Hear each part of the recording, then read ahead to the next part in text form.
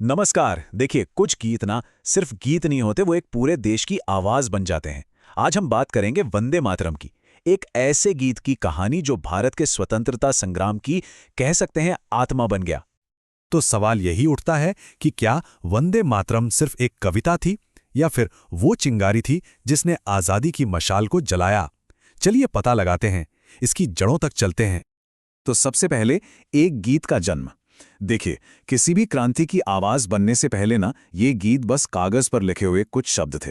तो आइए जानते हैं कि ये शब्द आए कहां से और किसके जहन में इनकी पैदाइश हुई। इस अमर गीत को लिखा था महान लेखक और विचारक बंकिम चंद्र चटर्जी ने। वो अपने दौर के समझिए एक ऐसे इंटेलेक्चुअल थे जिन्होंने अपनी कलम की ताकत से पूरे राष्ट्र की चेतना को जगाने का काम किया। तो ये सफर शुरू हुआ 1875 में।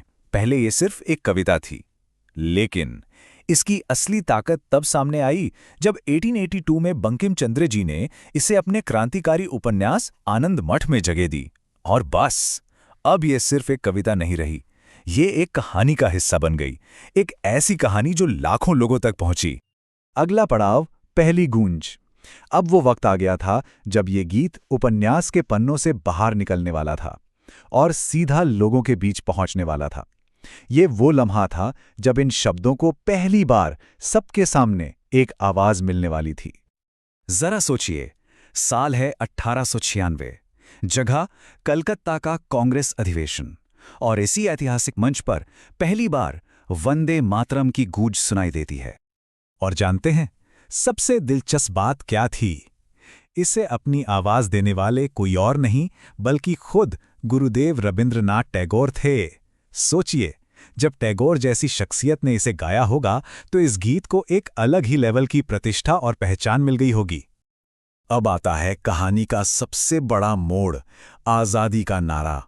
पता है, यहां से इस गीत का सफर पूरी तरह से बदल गया।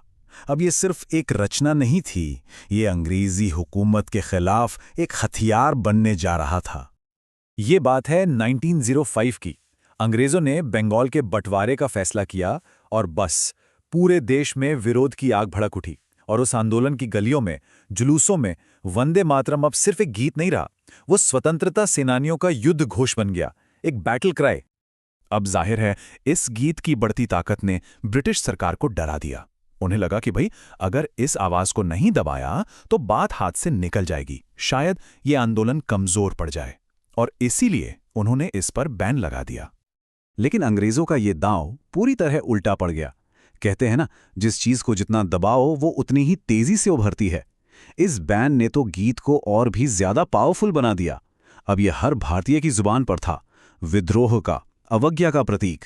इसे जितना दबाया गया, इसकी गूंज उतनी ही और उतनी ही बुलंद होती चली गई। और फिर वो दिन आया जब भारत आजाद हुआ। अब वक्त था इस गीत को वो सम्मान देने का जिसका वो हकदार था। तो चलिए देखते हैं कैसे इसने राष्ट्र की पहचान में अपनी एक पक्की जगह बनाई। आज वंदे मातरम को ऑफिशियली भारत का राष्ट्रीय गीत यानी नेशनल सॉन्ग का दर्जा हासिल है। और ये सिर्फ एक टाइटल नहीं है, ये गीत हमारे इतिहास, हमारे संघर्ष और हमारे राष्ट्रीय गौरव की एक जीती जागती निशानी है। और ये देखिए, 150 हाल ही में इस गीत ने अपने 150 साल पूरे किए हैं।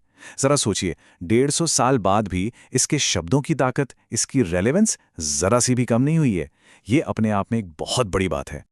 और इसीलिए आज भी ये गीत हमें हमारी उस साझी विरासत की याद दिलाता है और राष्ट्रीय एकता के एक मजबूत प्रतीक के तौर पर हम सबको एक सूत्र में पिरोता है।